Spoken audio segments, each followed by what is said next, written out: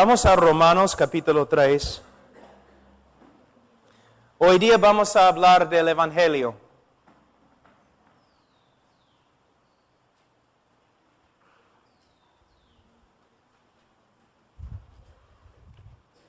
Romanos 3:23, por cuanto todos pecaron y están destituidos de la gloria de Dios. Hablamos ayer un poco acerca de este texto, ahora vamos a avanzar al versículo 24. Siendo justificados gratuitamente por su gracia mediante la redención que es en Cristo Jesús. Dios dice que Él justifica gratuitamente a los pecadores. Dios justifica al pecador. Justificación, el verbo justificar, ¿qué significa? Es muy importante. El momento que una persona cree en el Señor Jesucristo, Dios le justifica. No significa que Dios le hace justo, porque todavía el creyente peca, entonces no es perfectamente justo. Lo que significa es que cuando una persona cree en el Señor Jesucristo, Dios declara que esta persona ante Él legalmente es justo. Dios perdona todos sus pecados y declara legalmente que esta persona ante Él es justa. Nosotros usamos la palabra, en inglés es una declaración forensic. No sé si ustedes usan la misma palabra, una declaración forénsica o legal. Dios legalmente declara que este pecador es justo ante Él, perdonado y justificado, declarado justo ante Dios. ¿Cómo es que llegamos a ser justos ante Dios? Él nos dice aquí, en versículo 24, gratuitamente por su gracia.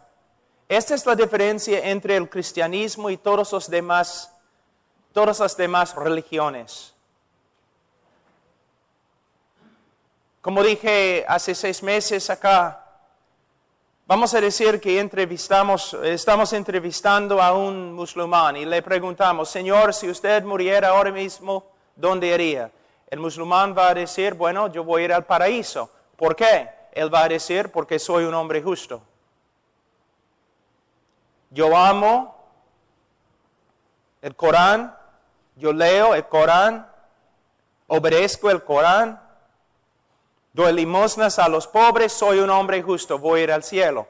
Un judío, Señor, si usted muriera ahora mismo, ¿dónde iría? Bueno, yo iría al paraíso, al cielo. ¿Por qué? Yo amo la ley de Jehová. Yo obedezco la ley de Jehová. Soy un hombre justo. El cristiano verdadero.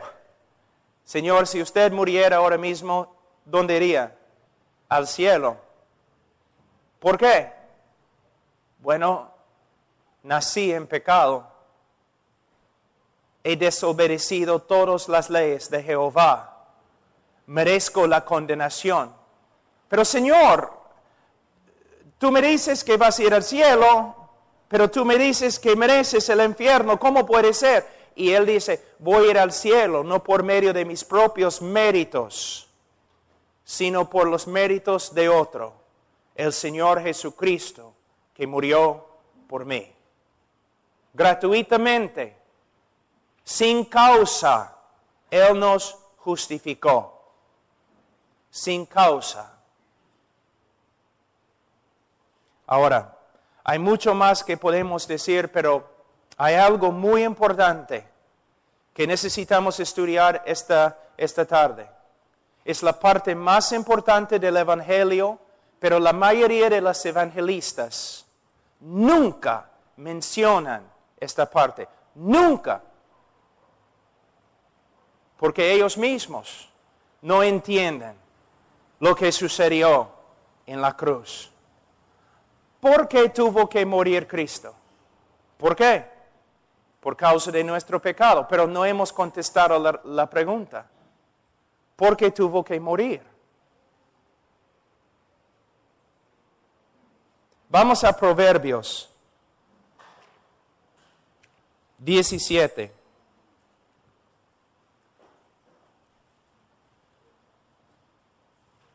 Versículo 15. Es el problema más grande en la Biblia y la razón por la cual Cristo murió. Proverbios 17, 15. El que justifica al impío y el que condena al justo, ambos son igualmente abominación a Jehová. Primera verdad, el que justifica al impío es una abominación a Jehová. El que justifica al pecador es una abominación ante Jehová. La palabra abominación es quizás la palabra más fuerte en toda la Biblia. Cualquier persona que justifica al pecador, cualquier juez que justifica al criminal, es una abominación ante Jehová. Esta es la razón por la cual Cristo murió. El que justifica al pecador es una abominación. Pero ¿qué dice Romanos 3? Versículo 23. Por cuanto todos pecaron y están destituidos de la gloria de Dios, siendo justificados gratuitamente. ¿Ustedes pueden ver el problema? Es interesante que lo que les voy a decir es la parte más importante del Evangelio y casi nunca se predica. El problema más grande en toda la Biblia, la razón por la cual tenemos un evangelio, la razón por la cual Cristo murió. Si Dios es justo, Él no puede perdonar al pecador. Si Dios es justo, Él no puede justificar al impío. Si Dios es justo, no puede. Esta es la razón por la cual necesitamos estudiar los atributos de Dios.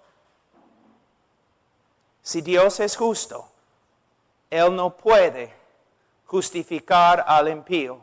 Y la pregunta es, ¿cómo puede Dios justificar al impío sin ser una abominación? Porque cualquier hombre o juez que justifica al impío es una abominación ante Jehová. Entonces, ¿cómo puede Jehová justificar al impío? Es el problema más grande en toda la Escritura. Les voy a dar un ejemplo. Vamos a decir que un asesino ahora mismo está en tu casa. Y después de la conferencia tú regresas a la casa y el asesino está allí. Ha matado a toda tu familia en sangre fría. Y está allí con la sangre en las manos. Tú le capturas y le llevas a la policía. La policía busca toda la evidencia, tienes razón, definitivamente es el asesino. Después de algunas semanas o meses, el criminal se presenta ante el juez.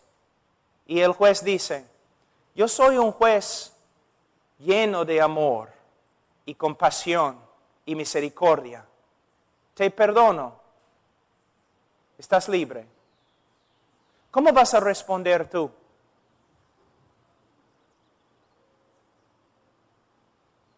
Vas a declarar no es justo. Vas a escribir los periódicos. Vas a estar ahí en la televisión. Vas a escribir cartas al presidente del Perú diciendo que hay un juez que es peor que los criminales que él libra. Es una abominación, no debe ser. Es corrupto y sinvergüenza. Porque el juez tiene que hacer justicia. Es su trabajo. ¿Ustedes están de acuerdo que un juez que haría tal cosa ¿Es una abominación? Entonces, ¿cómo puede Dios justificar al impío? A veces yo he escuchado evangelistas diciendo lo siguiente: en vez de ser justo contigo, Dios te ha perdonado. ¿Sabes lo que están diciendo? Que Dios es injusto. En vez de ser justo contigo, siendo injusto, Dios te perdonó. No, hermanos. Dios tiene que ser justo y a la vez perdonar. La pregunta es, ¿cómo puede hacerlo? ¿Cómo puede Dios hacerlo? Este es el Evangelio. El problema más grande en toda la Escritura. El hombre ha pecado. El hombre debe morir. Merece morir. Si Dios es justo, Él tiene que hacer justicia. Su propia justicia, la justicia de Dios, demanda que el pecador muera bajo la condenación para siempre. Entonces, ¿cómo puede Dios simplemente pasar por alto el pecado? Él no puede hacerlo. Antes que les dé la respuesta, necesitamos hablar de otro tema muy importante que, de nuevo, casi ningún evangelista habla así. Tenemos que hablar del aborrecimiento de Dios. Del aborrecimiento de Dios. A través de las Escrituras, la Biblia habla del odio de Dios, aborrecimiento de Dios y luego la ira de Dios. Muchas veces los evangelistas dicen, Dios aborrece el pecado, pero ama al pecador. No voy a pedir manos, pero ¿cuántos de ustedes han dicho tal cosa? Dios aborrece al pecado, pero ama al pecador. Vamos a Salmos capítulo 5.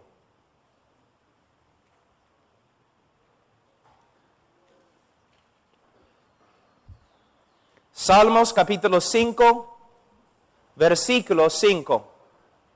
Los insensatos no estarán delante de tus ojos. Aborreces a todos los que hacen iniquidad. ¿Dice que Dios aborrece la iniquidad? Dice que Dios aborrece a todos los que hacen iniquidad. ¿Quiénes son los que hacen iniquidad? Todos los hombres. Tú me dices, pero Pablo, la Biblia dice en Juan 3:16, porque de tal manera amó Dios al mundo y el mundo está lleno de pecadores. Sí, hermanos, Juan 3:16 está en las Escrituras, pero también Salmos 5:5. No puedes escoger un versículo y rechazar otro versículo. No puedes predicar solamente una parte del Evangelio. Mañana tráeme un folleto evangelístico que habla del aborrecimiento de Dios contra el pecador. Muéstrame tus libros donde has estudiado evangelismo. ¿Hay uno de ellos que habla del aborrecimiento de Dios y ira de Dios contra el pecador? Solamente predicamos una parte del Evangelio. De verdad, Dios ama al mundo. Pero de verdad, el aborrecimiento y odio de Dios viene en contra del pecador. Y si no se arrepiente, el justo, santo aborrecimiento de Dios se manifestará en ira. Y el pecador será destruido para siempre en el infierno. ¿Dios ama al mundo? Sí. ¿Debemos predicar el amor de Dios para el mundo? Sí, pero también debemos advertir a los hombres que todos los hombres nacen pecadores, todos los hombres nacen condenados y todos los hombres están bajo la ira de Dios y de una forma justa y santa el aborrecimiento de Dios es contra los pecadores. Algunas personas me han dicho, pero Pablo, Dios es amor, por eso Dios no puede odiar. Yo digo, no, Dios es amor, por eso tiene que odiar. ¿Qué? Una pregunta. ¿Amas a los judíos? Debes amar a los judíos. Entonces tienes que odiar el holocausto en Alemania. ¿Amas a los niños? ¿Sí? Yo sí. Entonces tienes que odiar, aborrecer lo que los médicos hacen para abortar a un niño. Si Dios es santo y justo, Él no puede ser neutral con respecto al pecado. Él tiene que venir en contra del pecado. Él tiene que odiar el pecado.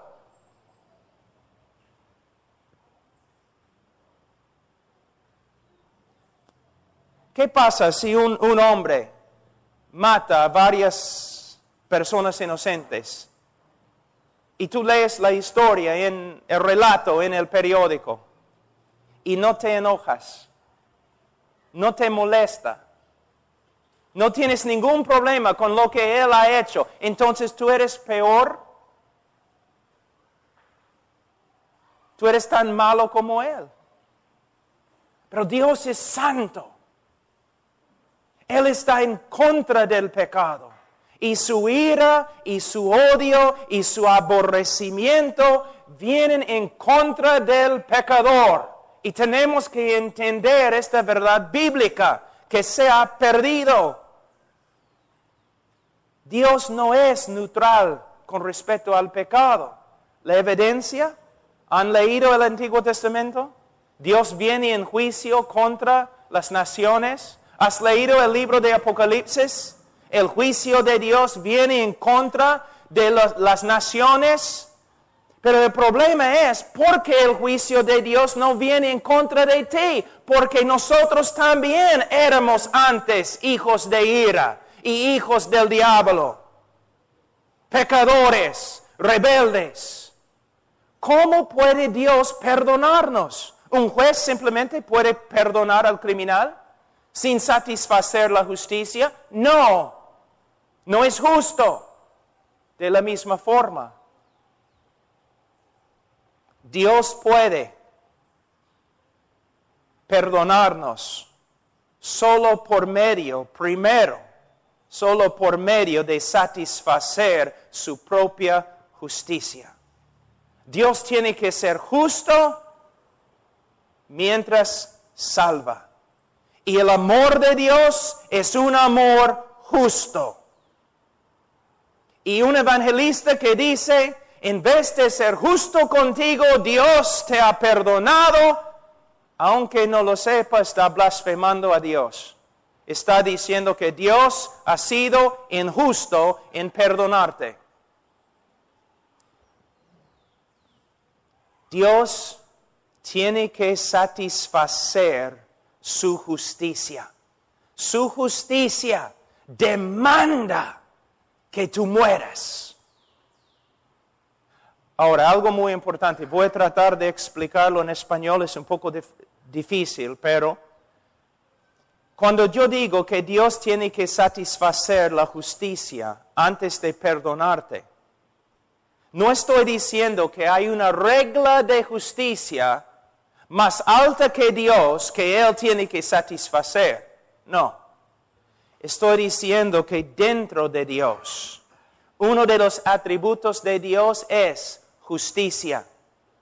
Otro atributo de Dios, amor. Dios no puede negar su justicia para perdonar al pecador. Dios tiene que satisfacer su justicia. Es un Dios perfecto, no es inconstante. Es perfecto en todos sus atributos. Entonces, para perdonarte, Él tiene que satisfacer su justicia. Su justicia demanda la muerte del pecador. Para satisfacer las demandas de la justicia, alguien tiene que morir en el lugar del pecador. Y con su muerte, Él satisface la justicia de Dios. Y solo entonces es posible que Dios perdone al pecador. Ahora, tenemos aquí en versículo 3, versículo 25. Hablando de Cristo, dice, a quien Dios puso como propiciación. Propiciación. Probablemente la palabra más importante en toda la Biblia. Evangelista, ¿puedes darme una definición de propiciación? Es la palabra más importante en la Biblia con respecto al evangelismo. ¿Puedes decirme lo que es propiciación? Propiciación es un sacrificio que satisface la justicia de Dios. Y por medio de este sacrificio, Dios puede ser justo y a la vez perdonar y justificar al impío. Es un sacrificio que satisface la justicia de Dios y calma la ira de Dios contra el pecador. La propiciación es Cristo, solo Cristo. Ahora, para hacer una propiciación, Cristo, el Hijo de Dios,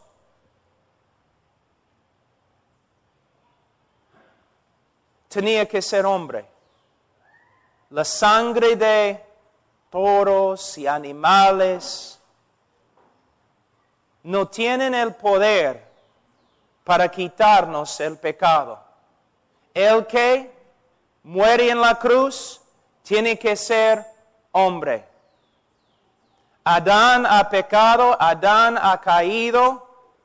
Un hijo de Adán tiene que morir, tiene que ser hombre. Número uno. Todos lo saben.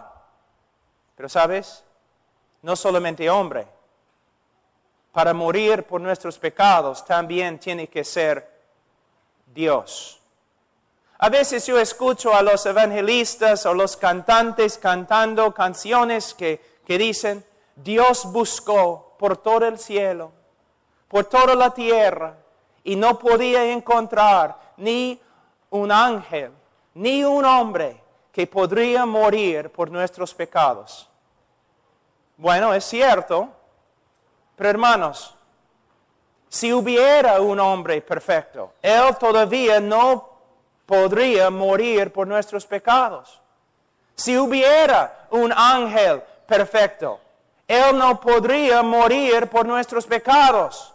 Porque para morir por nuestros pecados, el sacrificio no solamente tiene que ser hombre, sino también tiene que ser divino. Tiene que ser Dios. ¿Por qué? Algunas razones. Número uno, ¿qué dice Jonás? La salvación es ¿de quién? De Jehová. Y él no comparte este título o este oficio con nadie. La salvación es de Jehová. No de un hombre perfecto, no más. No de un ángel perfecto. De Jehová.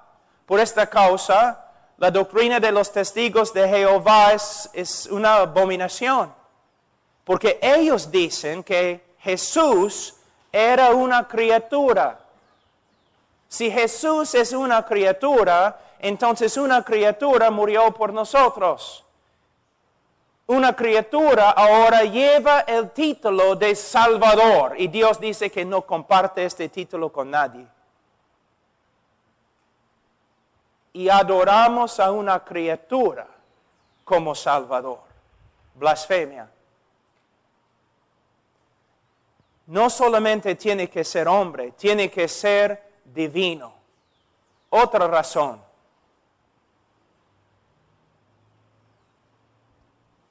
El que muere tiene que dar su vida. ¿Te das cuenta? Tiene que dar su vida. Tengo una pregunta. ¿Quién tiene vida? ¿Tú tienes vida? No, tú tienes vida prestada. ¿De dónde viene tu vida? De Dios. ¿Un ángel tiene vida? No, tiene vida prestada. ¿De dónde viene su vida?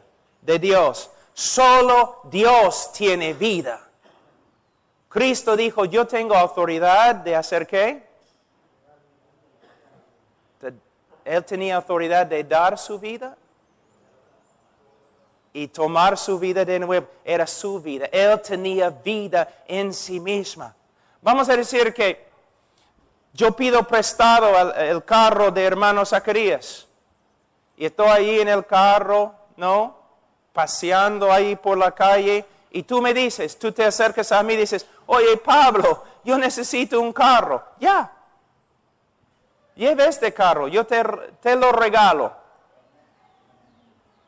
No te he dado mi carro. Te he dado el carro de otro. Otra razón, solo Dios puede soportar la ira de Dios y resucitar de nuevo. Las montañas se derriten ante la ira de Dios. Los ríos y los mares se secan ante la ira de Dios. El que murió en la cruz murió bajo la ira de Dios. ¿Quién puede soportar tal cosa? ¿Quién puede sobrevivir tal cosa? Solo Dios. Pero al final, y el punto más importante, una vez cuando yo estaba predicando en una universidad en los Estados Unidos, un estudiante se paró ahí en el auditorio y dijo, tengo una pregunta para ti. Bueno, dime. No es justo. ¿Qué? Bueno, ¿cómo puede un hombre, solo un hombre, sufrir en una cruz solamente algunas horas y salvar a una multitud de hombres de una eternidad en el infierno? No es justo. Sí es justo. ¿Por qué? Porque ese hombre tenía más valor que todos los demás hombres y ángeles juntos. Cuando los teólogos hablan de la perfección del sacrificio de Cristo, no solamente están diciendo que su sacrificio era santo, sino su sacrificio era de un valor infinito.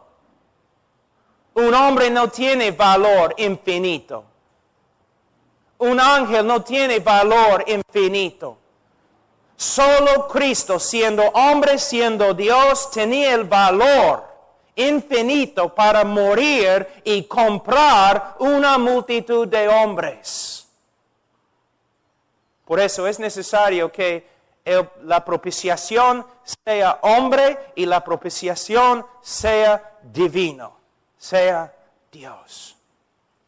Cristo murió por nosotros. Pero ¿cómo murió? Hace años yo estaba en Europa, yo estaba dando una conferencia, creo que en Rumania o Moldavia o un sitio así, enseñando en un seminario de los alemanes. Entonces, después de mi clase, me retiré a la biblioteca. Estaba buscando un libro para leer todo en alemán. Por fin encontré un libro, La Cruz de Cristo. No de Juan Stott, sino de otro autor. La Cruz de Cristo. Entonces bajé el libro, empecé a leer. Esto es lo que él dijo. Cuando Cristo estaba en la cruz, el Padre le miró y el Padre vio todo lo que él, el Hijo, sufrió a las manos de los romanos y los judíos. El Padre vio toda la aflicción causada por los romanos y los judíos, y el Padre consideró esto como la paga de nuestro pecado. ¿Me escuchaste? Es herejía. ¿No te das cuenta? Mira, de nuevo. Cuando Cristo estaba en la cruz, el Padre miró a su Hijo y Él vio toda su angustia y toda la aflicción de Cristo causado por los romanos y los judíos, los clavos y la lanza y corona de espina y todo lo demás, y Él consideró este sufrimiento como paga de nuestro pecado. Tú dices, sí, herejía. Herejía. Solamente vamos a pensarlo un ratito. Algunos de ustedes están pensando, caramba, herejía.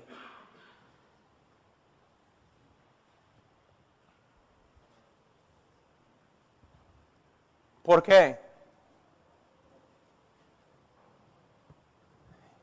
Isaías 53, versículo 10.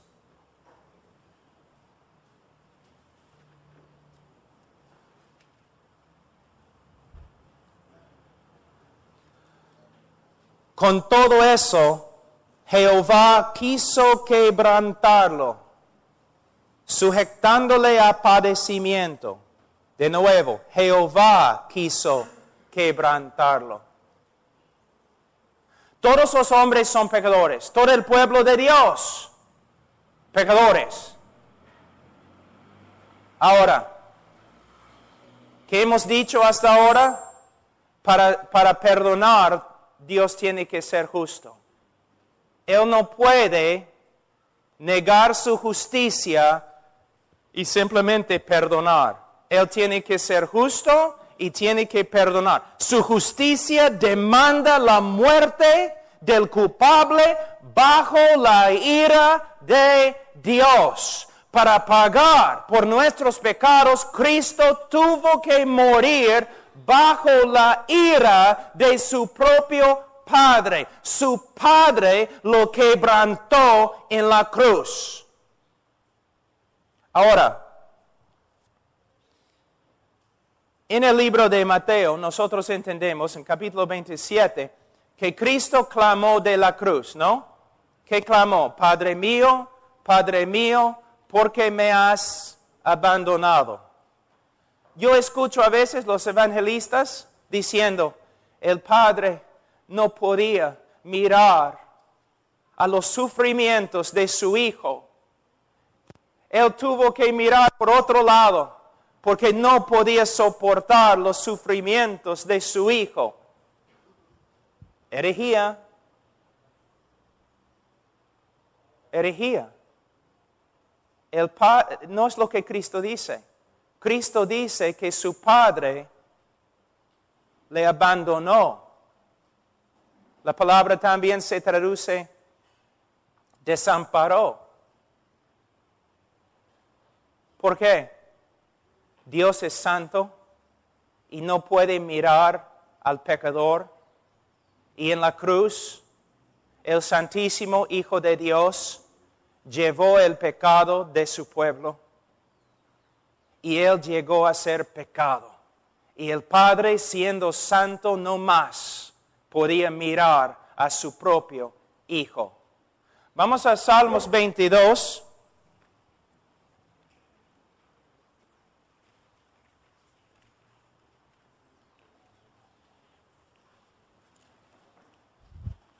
Salmos 22. En el tiempo de Jesús, la Biblia hebrea no tenía capítulos y versículos. Entonces, cuando un rabino quería enseñar a sus estudiantes de las Escrituras, él citaba el primer versículo del Salmo que él había escogido. Y todos los discípulos sabían, él citó el primer versículo de Salmos 63 o 44. Entonces, cuando Jesús, el gran maestro, el rabino, gritó de la cruz, Padre mío, Dios mío, ¿por qué me has desamparado? Todos los fariseos se asustaron, empezaron a temblar, porque ellos sabían que Jesús estaba diciéndoles, miren, Salmos 22. Si ustedes quieren saber lo que está pasando aquí, miren, Salmos 22. ¿Qué dice? Versículo 1. Dios mío, ¿por qué me has desamparado? ¿Por qué estás tan lejos de mi salvación y de las palabras de mi clamor? Dios mío, clamo de día y no respondes, y de noche y no hay para mí reposo. Podemos ver su angustia. Ahora en versículo 4 vemos su argumento. En ti esperaron nuestros padres, esperaron y tú los libraste. Clamaron a ti y fueron librados. Confiaron en ti y no fueron avergonzados. Padre, en toda la historia del pueblo de Israel, siempre, cuando uno clamaba a ti, tú respondías con salvación. Pero yo, tu hijo, estoy aquí clavado a una cruz y clamo a ti y no respondes. ¿Por qué? La respuesta, versículo 3. Pero tú eres santo, versículo 6. Mas yo soy gusano y no hombre, oprobio de los hombres y despreciado del pueblo. El Santísimo Hijo de Dios llevó nuestro pecado. Y su Padre, siendo santo, lo desamparó. Vamos a los folletitos que usamos en el día de hoy, ¿no? Dios está acá, el hombre está acá, hay un abismo entre los dos. Por causa del pecado, hay una separación tremenda. Dios es santo, el hombre pecador. Bueno, ¿cómo vamos a cerrar la separación? ¿Cómo vamos a unir los dos? Alguien tiene que morir separado de la presencia de Dios, desamparado de Dios. Dios es santo, el hombre es pecador, por eso el hombre está desamparado por Dios, separado de Dios. Es lo que decimos, es verdad, pero para cerrar el abismo, alguien tenía que morir llevando nuestro pecado, desamparado por Dios.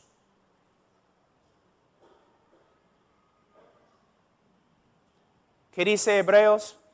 Cristo sufrió fuera de las puertas de la ciudad, desamparado por Dios, rechazado por su pueblo. Vamos a Gálatas un ratito. Gálatas capítulo 3, 10. Porque todos los que dependen de las obras de la ley están bajo maldición. Pues escrito está, maldito todo aquel que no permaneciere en todas las cosas escritas en el libro de la ley para hacerlas. Cada hombre ha desobedecido la ley de Dios. Cada hombre inconverso. Y nosotros también antes de nuestra conversión. Todos los hombres están bajo una maldición. ¿Qué significa? Muy difícil definir, explicar lo que significa ser bajo una maldición. porque es una cosa tan horrenda, tan terrible, que casi no hay palabras en inglés, ni hebreo, ni griego, ni en español para describir lo que significa. Pero voy a darte una ilustración. Por causa de su pecado, por causa del pecado del hombre, en el día de juicio, el hombre inconverso, en su pecado todavía, la última cosa que él va a escuchar cuando toma su primer paso al infierno, cuando entra en el infierno, la última cosa que él va a escuchar es toda la creación parada en pie, aplaudiendo a Dios, porque Dios le ha condenado y le ha mandado al infierno. ¿Me entienden, hermanos? ¿Me entienden? ¿Mi español ya se entiende? Así el hombre es tan horrible. Es lo que significa estar bajo una maldición de Dios. Que todo el cielo, cuando el pecador se lanza al infierno, toda la creación aplaude a Dios por causa de su justicia. Es lo que significa estar bajo una maldición. No hay nada peor. Ahora, versículo 13. Cristo nos redimió de la maldición de la ley, ¿cómo? Hecho por nosotros maldición. No entiendes este versículo, yo tampoco, porque si nosotros entendiéramos este versículo, estaríamos llorando en ese momento. Cristo nos redimió de la maldición de la ley. ¿Cómo? Por medio de llegar a ser una maldición ante su propio Padre. Todo el pecado que te debe condenar bajo la ira de Dios para toda la eternidad, Cristo llevó en la cruz. Y su Padre lo miró y lo desamparó. Él tenía que morir, pero él tenía que morir fuera de la presencia favorable de Dios, cortado de Dios, abandonado, desamparado, a solas con nuestro pecado en nuestro lugar. Pero ¿qué más?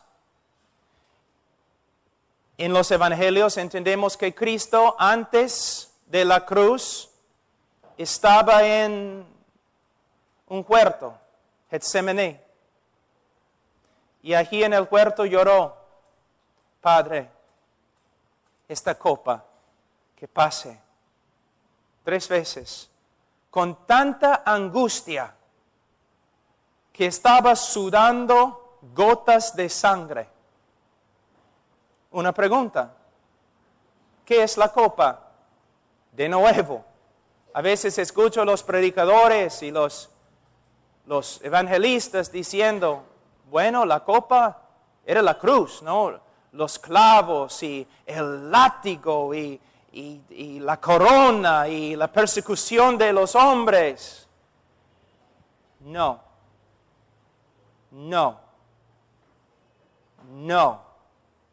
Tengo una pregunta. ¿Los seguidores de Cristo tienen más coraje y valentía que Cristo mismo? ¿Cristo es un cobarde? Entonces, vamos a ver algunas cosas. Después de la ascensión de Jesucristo a la diestra del Padre, había un gran movimiento del Espíritu Santo y miles de personas se convirtieron. Muchos de ellos murieron en cruces. En los más que 20 siglos que han pasado, Algunos dicen que más que 50 millones de cristianos han muerto como mártires. A través de la historia, los libros, relatos que tenemos acerca de ellos, muchos de ellos iban a la cruz cantando himnos con gozo.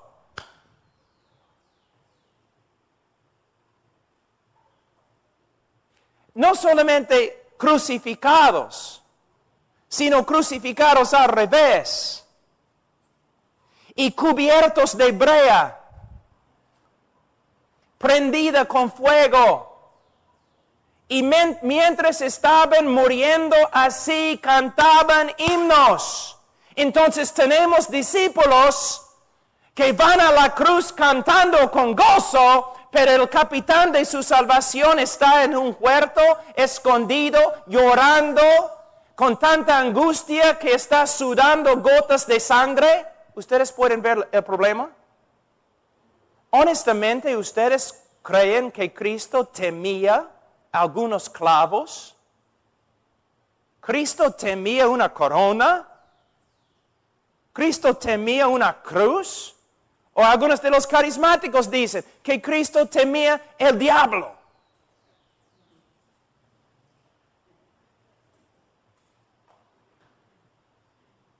Yo te digo lo que causó la angustia, la copa. A través del Antiguo Testamento, especialmente en el libro de Salmos y Jeremías. Sí, voy a resumir un montón de textos en una pequeña frase.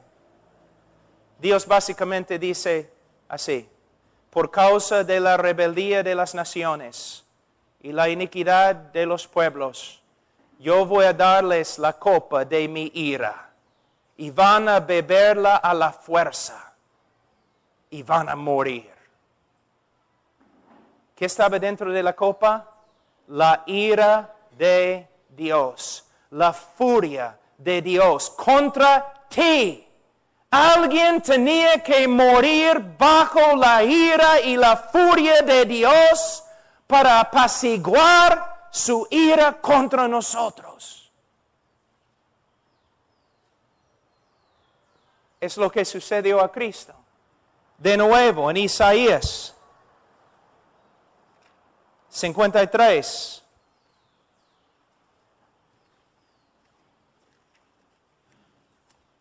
Con todo eso, Jehová quiso quebrantarlo.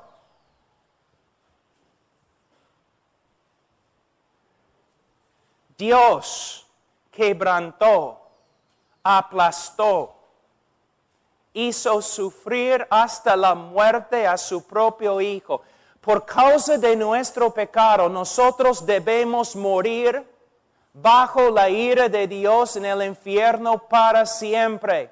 Para perdonar a los culpables y todavía ser justo, el Hijo de Dios tuvo que morir en nuestro lugar bajo el castigo nuestro, separación de Dios y la ira de Dios.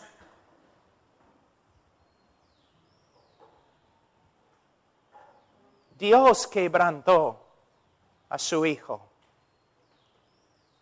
Dios. Para darte una ilustración del Antiguo Testamento, Dios dice a Dios dice a Abraham, Abraham, toma tu propio hijo, Isaac, y llévalo a la montaña. Ofrécelo allí como un sacrificio. Tu único hijo, Abraham, sacrifícalo. Abraham obedece. Su hijo está allí en el altar. Abraham con el cuchillo, así. Y su voluntad, cuando su voluntad se rinde a la voluntad de Dios, Dios lo para. Y tú dices, no, qué lindo fin de la historia. No es el fin de la historia, es la intermisión. Es la parte entre dos películas. Intermedio. No es el fin, es el intermedio. Años y años y años después, cuando el tiempo fue cumplido, Dios mismo puso su propio Hijo en un altar y tomó el cuchillo y mató a su propio Hijo. Alguien tenía que morir bajo la ira de Dios, separado de la presencia favorable de Dios. Ahora, hermanos, algunos de ustedes han escuchado cosas que nunca habían escuchado. Pero todos nosotros decimos, ay, predicamos el Evangelio. No predicamos el Evangelio. Predicamos 4 leyes espirituales y 5 cosas Dios quiere que sepas. Y pasamos a la gente por algunas etapas y si ellos dicen sí en cada etapa, al final como el Papa, nosotros los pronunciamos salvos. ¿Me entienden, hermanos? El Evangelio. Nosotros decimos, pero tú sabes que Cristo murió por ti, pero ni el evangelista sabe lo que significa. Por eso no tiene pasión. Mira lo que ha sucedido. Mira lo que Dios ha hecho por nosotros. Su propio Hijo ofreció. Él desamparó a su propio Hijo. Él quebrantó a su propio Hijo. Y su Hijo murió. Y al tercer día su Hijo resucitó. Su resurrección es muy importante, solamente un texto, Romanos capítulo 4, versículo 25, el cual fue entregado por nuestras transgresiones y resucitado para nuestra justificación. La preposición acá sería mejor traducida, el cual fue entregado por nuestras transgresiones y resucitado por causa de nuestra justificación. Y lo que significa es lo siguiente: cuando Dios resucitó a su propio Hijo de la muerte, Él estaba dando una señal pública que su sacrificio fue suficiente para pagar por todos los pecados de su pueblo. Y ahora podemos ser justificados porque Cristo y su obra son perfectas. Es la declaración de Dios que sí, su muerte, su sufrimiento fue suficiente. Y Cristo resucitó y ascendió a la diestra de su Padre. Él es Rey de reyes, Señor de señores y el único Salvador. Y ahora, la invitación no es, ahora, si quieres una vida mejor, ¿no te gustaría repetir esta oración y pedir a Cristo que entre en tu corazón? ¿Pueden ver cuán horrible está la invitación?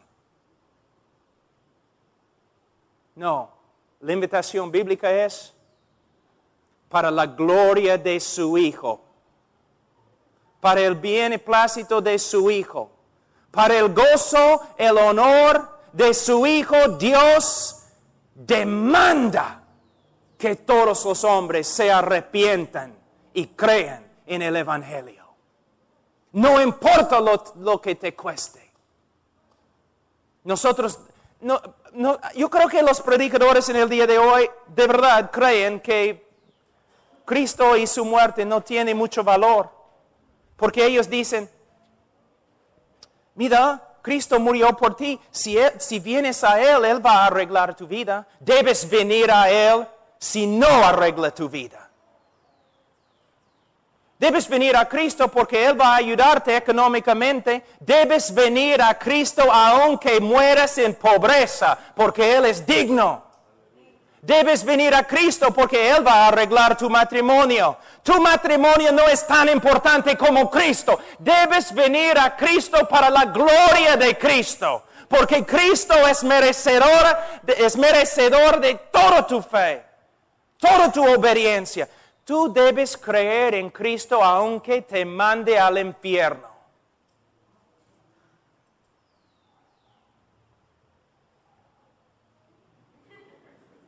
Es verdad. Tú vienes a Cristo porque vas a recibir algo. Sí, Cristo puede arreglar tu vida. Arregló la mía. Todavía está arreglando la mía. Pero hermanos, ¿qué es eso? Nuestra manera de ofrecer a Cristo a los hombres deshonra a Dios.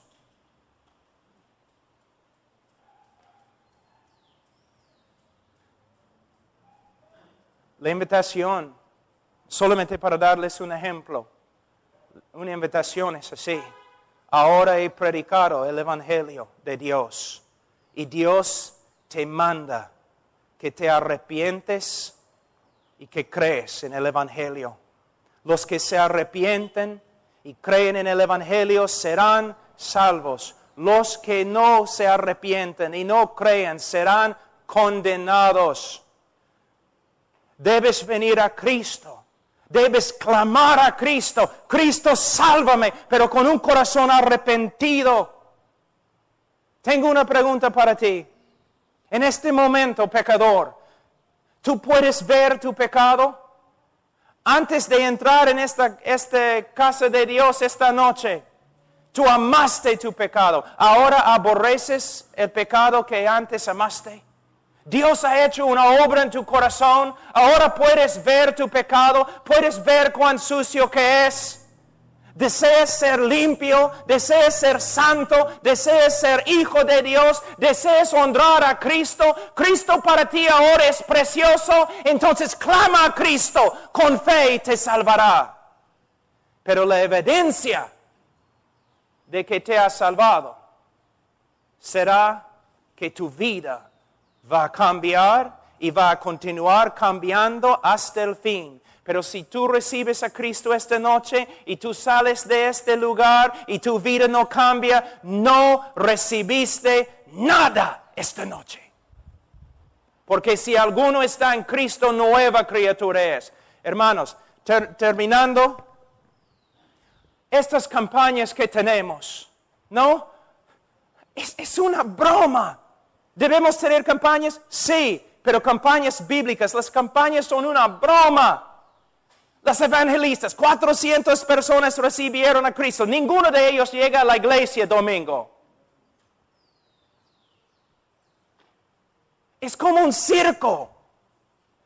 Pasa adelante, escribe tu nombre, 5 minutos de consejo, de consejería. Ya estás, pero ahora cristiano, gloria a Dios. Te veo en el cielo porque seguro no te voy a ver en la iglesia. El problema aquí en Perú, en los Estados Unidos, no son los políticos y las autoridades corruptas. El problema en Perú y el problema en los Estados Unidos son los predicadores, que predican un evangelio no bíblico y dan una invitación no bíblica, y como el Papa, ellos están dando seguridad a los incrédulos. Todos los católicos se creen salvos porque una vez fueron bautizados. Y todos los evangélicos se creen salvos porque una vez repitieron una oración. Piénsenlo.